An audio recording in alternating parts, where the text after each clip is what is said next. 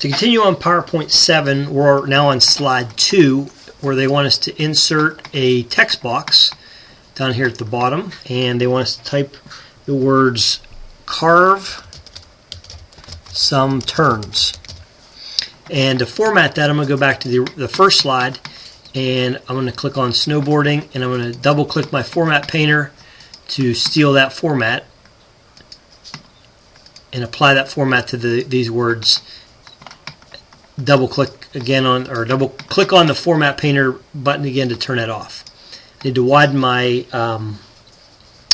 text box a little bit, and now we're going to add some animations. So I'm going to go to animations, and they want us to go under more entrance effects and choose the flip animation.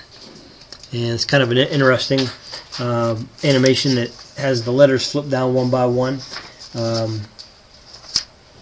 I'm going to make sure I get the right 2.0 for the duration and with previous.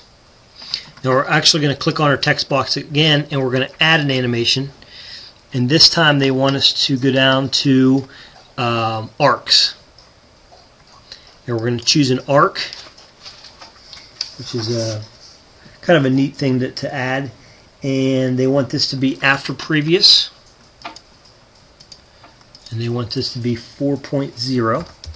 I'm around page 428 right now, just to let you know. And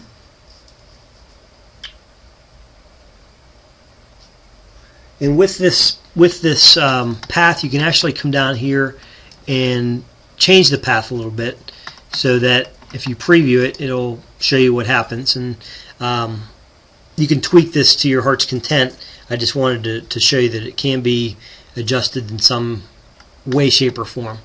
Not to spend a lot of time on it, because I want to go through the other items in the presentation. Next thing I want to do is click on the audio, and it has a little nice audio sound. You can actually play it if you wish, just to hear what it sounds like. But with the sound selected, they want us to go to animation, and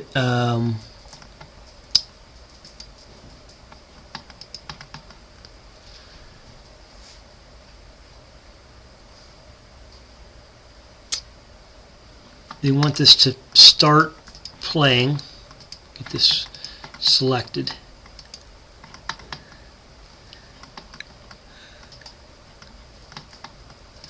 Stop it. Okay, here we go. It was playing. That's why it didn't work. Click on it, the audio, and they want this to play with the previous.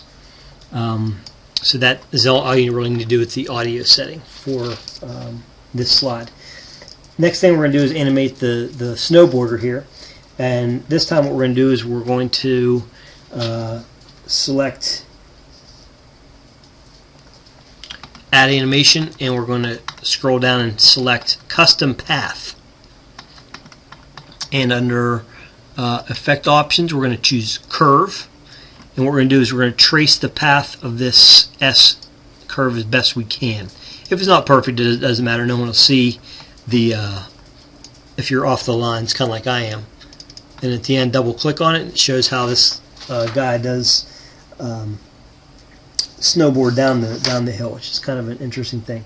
They want this set to be after previous, and the duration is going to be 0.50, which is has them move down pretty quickly. And then the last item we're going to do is we're going to animate the snowflake on the upper right hand corner. We're going to animate that, and then we're going to use a neat effect to copy and paste it. So what we want to do is we're going to animate it by using the fly in, and it would make sense if we have the fly in from the top, which is the way most snowflakes come down. They want the duration to be 6.0, so they want it to be pretty slow, and they want this to be set as with previous. Okay. With the snowflakes selected again, we're going to do one other item, actually a couple items. We're going to add an animation, and they want us to add the teeter, which is just kind of fun to say, teeter. And it just kind of rocks back and forth a little bit.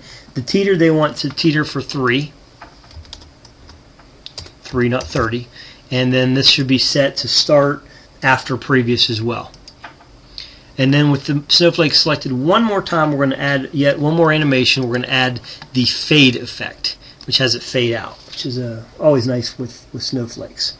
So, and with the fade, I think they want that to be set, let's see, fade should be a duration of 3.0, and they want that after previous. Okay, and the way I quickly recognize that is these will all be set to 0, the little tabs beside your animation. Now, if we animate that one item correctly, the snowflake, what's nice, like we did with the text at the bottom of the screen, is there's an idea in the animation tab called the animation painter.